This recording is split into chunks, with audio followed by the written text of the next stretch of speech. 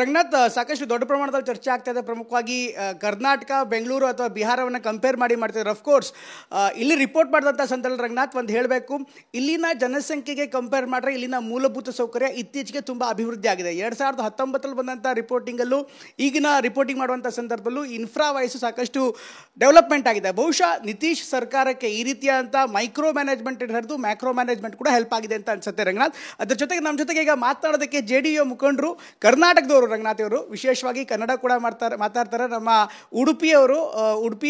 ಉಡುಪಿಯ ಜಿಲ್ಲೆಯವರು, ಆದರೆ ಬಿಹಾರದ ನೆಲದಲ್ಲಿ ರಾಜಕಾರಣ ಮಾಡ್ತಾ ಇದ್ದಾರೆ. ಬಿಹಾರದಲ್ಲಿ ನಿತೀಶ್ ಕುಮಾರ್ಗೆ ಅತ್ಯಾಪ್ತರು, ಜೊತೆಗೆ ರಾಜ್ಯಸಭಾ ಸದಸ್ಯರು ಕೂಡ ಆಗಿದ್ದವರು ಅನಿಲ್ ಪ್ರಸಾದ್ ಹೆಗ್ಡೆ ಅವರು ನಮ್ಮ ಜೊತೆಗೆ ಜಾಯ್ನ್ ಆಗ್ತಿದ್ದಾರೆ ರಂಗನಾಥ್. ಅವ್ರ ಜೊತೆಗೆ ಮಾತಾಡೋಣ. ಅನಿಲ್ ಪ್ರಸಾದ್ ಅವರೇ, ಮೊದಲದಾಗಿ ಕಾರ್ಯಕ್ರಮಕ್ಕೆ ಸ್ವಾಗತ. ದೂರದ ಕರ್ನಾಟಕದಿಂದ ಇಲ್ಲಿಗೆ ಬಂದು ರಾಜಕಾರಣ ಮಾಡಿರುವಂಥದ್ದು ಅಂದರೆ ಅದು ಜಾರ್ಜ್ ಫರ್ನಾಂಡಿಸ್ ಮಾತ್ರ. ಅದಾದ ಬಳಿಕ ನೀವು ಕೂಡ ಅವರ ಶಿಷ್ಯರಾಗಿ, ಅವರ ಬೆಂಬಲಿಗರಾಗಿ ಬಿಹಾರದ ನೆಲದಲ್ಲಿ, ಬುದ್ಧನ ನೆಲದಲ್ಲಿ ಈಗ JDU ಪರವಾಗಿ ರಾಜಕಾರಣ ಮಾಡ್ತಿದ್ರಿ. ಇವತ್ತಿನ ಚುನಾವಣೆ ಬಗ್ಗೆ ಮಾತಾಡಿದ್ರೆ ನಮ್ಮ ಸ್ಟುಡಿಯೋದಲ್ಲಿ ಆ್ಯಂಟಿ ಇನ್ಕಂಬೆನ್ಸಿ, ಪ್ರೋ ಇನ್ಕಂಬೆನ್ಸಿ ಬಗ್ಗೆ ದೊಡ್ಡ ಚರ್ಚೆ ಆಗ್ತಾ ಇದೆ ಸರ್. ಪ್ರಮುಖವಾಗಿ ದಕ್ಷಿಣ ಭಾರತದಲ್ಲಿ ತಮಿಳುನಾಡು ಬಿಟ್ಟರೆ, ಕೇರಳ ಬಿಟ್ಟರೆ ಅಲ್ಲಲ್ಲೂ ಮಾತ್ರ ರಿಪೀಟ್ ಆಗಿದೆ. ಅಂದರೆ ಆಂಧ್ರ ಪ್ರದೇಶಲ್ಲೂ ಕೆಲವೊಂದು ಸಾರಿ ರಿಪೀಟ್ ಆಗಿದೆ. ಆದರೆ ನಿರಂತರವಾಗಿ 20 ವರ್ಷ, 25 ವರ್ಷ, 30 ವರ್ಷ ಎಲ್ಲೋ ಜ್ಯೋತಿ ಬಸು ಅವರ ಹೆಸರು ಕೇಳ್ತಾ ಇದ್ವಿ. ಆದರೆ ಹಿಂದಿ ಹಾರ್ಟ್ಲ್ಯಾಂಡಲ್ಲಿ ಪದೇ ಪದೇ ಆಗ್ತಾ ಇದೆ. ಈಗ ಬಿಹಾರದಲ್ಲಿ ನಿತೀಶ್ ಕುಮಾರ್ ಅಂತ ನಾಯಕ ಮತ್ತೆ ಗೆದ್ದು ಬರೋದಕ್ಕೆ ಏನು ಕಾರಣ ಅಂತ ತಾವು ಭಾವಿಸ್ತೀರಿ? ತಮಗೆ ಮೊದಲನೇದಾಗಿ ನಿಮ್ಮ ವೀಕ್ಷಕರಿಗೆ ನಮಸ್ಕಾರ.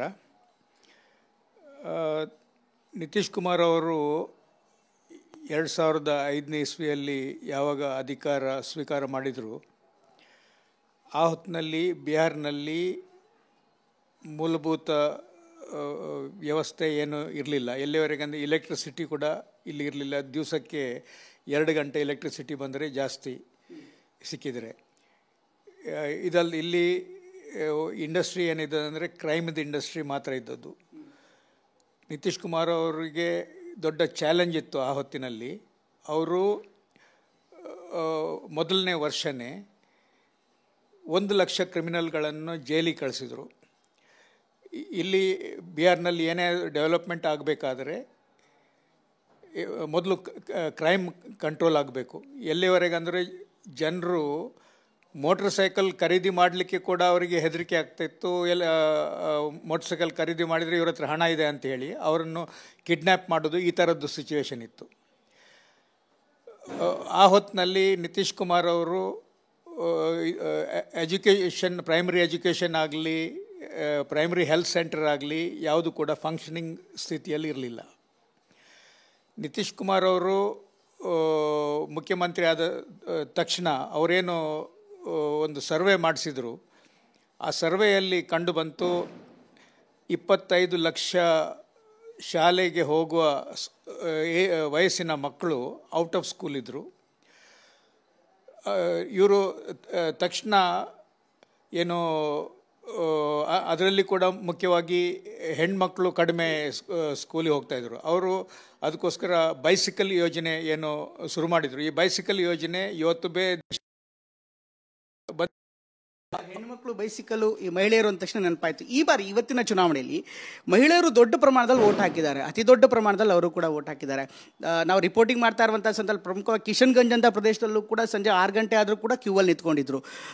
ಈ ಆ್ಯಂಟಿ ಇನ್ಕಂಬೆನ್ಸಿ, ಪ್ರೋ ಇನ್ಕಂಬೆನ್ಸಿ ಆಗೋದಕ್ಕೆ ನೀವು ಕೊಟ್ಟಿರುವಂಥ ಜೀವಿಕಾದಿ ಇರ್ಬೋದು ಅಥವಾ ಮಹಿಳೆಯರು ದೊಡ್ಡ ಪ್ರಮಾಣದಲ್ಲಿ ಕೈ ಹಿಡಿದಿರೋದು ಕಾರಣ ಈ ಬಾರಿಯ ಎಲೆಕ್ಷನ್ಸ್ ಬಗ್ಗೆ. ಯಾಕೆಂದರೆ ನಿತೀಶ್ ಕುಮಾರ್ ಮೊದಲ ಬಾರಿ ಚುನಾವಣೆ ಗೆದ್ದಾಗಲೂ ಕೂಡ ಇಷ್ಟೊಂದು ದೊಡ್ಡ ಪ್ರಮಾಣದ ಮಾರ್ಜಿನ್ಗಳನ್ನು ಬಂದಿರಲಿಲ್ಲ. 3 ಸಾರಿ ಗೆದ್ದಾಗಲೂ ಕೂಡ ಈ ರೀತಿ ಎಕ್ಸ್ಪೆಕ್ಟ್ ಲಾಸ್ಟ್ ಟೈಮ್ ಅಂತೂ ನೆಕ್ ಟು ನೆಕ್ ಇತ್ತು. ಈ ಬಾರಿ ಇಷ್ಟು ದೊಡ್ಡ ಪ್ರಮಾಣದಲ್ಲಿ ಬರ್ತಾ ಇದೆ ಅಂದರೆ ಅದು ಬಹುಶಃ ಯಾವುದದು ಮ್ಯಾಜಿಕ್ ಫಾರ್ಮುಲಾ, ಮ್ಯಾಜಿಕ್ ಸೂತ್ರ? 20 ವರ್ಷದಿಂದ ನಿತೀಶ್ ಕುಮಾರ್ ಅವರು ಸಮಾಜದ ಎಲ್ಲ ವರ್ಗದ ಜನರಿಗೆ ಬೆನಿಫಿಟ್ ಆಗುವಾಗೆ ಏನೋ ಸ್ಕೀಮ್ಸ್ ಏನೋ ಹಾಕಿಕೊಂಡಿದ್ದಾರೆ.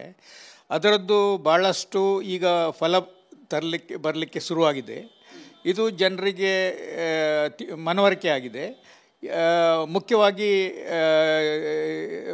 ದೇಶದಲ್ಲಿ ಎಲ್ಲ ಪೊಲಿಟಿಕಲ್ ಪಾರ್ಟೀಸ್ನವರು ಮಹಿಳೆಯರದ್ದು ಸಶಕ್ತೀಕರಣ, ಹಿಂದುಳಿದರ ಸಶಕ್ತೀಕರಣ, ದಲಿತರ ಸಶಕ್ತೀಕರಣ, ಅಲ್ಪಸಂಖ್ಯಾತರ ಸಶಕ್ತೀಕರಣ, ಎಂಪ್ಲಾಯ್ಮೆಂಟ್ ಜನರೇಷನ್ನು, ಪರಿಸರ, ಇದೆಲ್ಲವನ್ನು ಏನು ಮಾತಾಡ್ತಾರೆ. ಇದೆಲ್ಲ ವಿಷಯವನ್ನು ನಿತೀಶ್ ಕುಮಾರ್ ಅವರು ಇಂಪ್ಲಿಮೆಂಟ್ ಮಾಡಿ ತೋರಿಸಿಕೊಟ್ಟಿದ್ದಾರೆ. ಮಹಿಳೆಯರ ಸಶಕ್ತೀಕರಣ ಇಡೀ ದೇಶದಲ್ಲಿ ನಿತೀಶ್ ಕುಮಾರ್ ಪ್ರಥಮ ಮುಖ್ಯಮಂತ್ರಿ ಯಾರು ಮಹಿಳೆಯರಿಗೆ ಬೇಡಿಕೆ ಇಲ್ಲದೇ ಇದ್ದರೂ ಕೂಡ 50% ರಿಸರ್ವೇಷನ್ ಮಹಿಳೆಯರಿಗೆ ಫಸ್ಟ್ ಟೈಮ್ ಕೊಡಿಸಿರೋದು ಪಂಚಾಯತ್ ರಾಜ್ನಲ್ಲಿ ಮತ್ತು ಅರ್ಬನ್ ಇದರಲ್ಲಿ. ಅದೇ ರೀತಿಯಲ್ಲಿ ಆ ಕಾಲದಿಂದಲೂ ಕೂಡ ಅವರು ಏನು ಸೆಲ್ಫ್ ಹೆಲ್ಪ್ ಗ್ರೂಪನ್ನು ಅವರು ಪರ್ಸನಲ್ ಆಗಿ ಮಾನಿಟರ್ ಮಾಡಿ ಕಲ್ಟಿವೇಟ್ ಮಾಡ್ಕೊಂಡು ಬಂದಿದ್ದರು. ಮಹಿಳೆಯರದ್ದು 10 ಲಕ್ಷ ಗ್ರೂಪ್ಸ್ ಏನು ಇಲ್ಲಿ ಮಾಡಿದ್ದಾರೆ. 1 ಕೋಟಿ ಜನರು ಮಹಿಳೆಯರು ಇದರಲ್ಲಿ ಏನು ಇದ್ದಾರೆ. ಸೊ ಈ ಎಲ್ಲ ಜನರು ನಿತೀಶ್ ಕುಮಾರ್ ಅವರಿಗೆ ಇದು ಅವರಿಗೆ ಬೆನಿಫಿಟ್ ಆಗಲಿಕ್ಕೆ ಶುರುವಾಗಿದೆ. ಆ ಕಾರಣಕ್ಕೋಸ್ಕರ ನಿತೀಶ್ ಕುಮಾರ್ ಅವರಿಗೆ ಅವರು ಸಪೋರ್ಟ್ ಮಾಡ್ತಾ ಇದ್ದಾರೆ.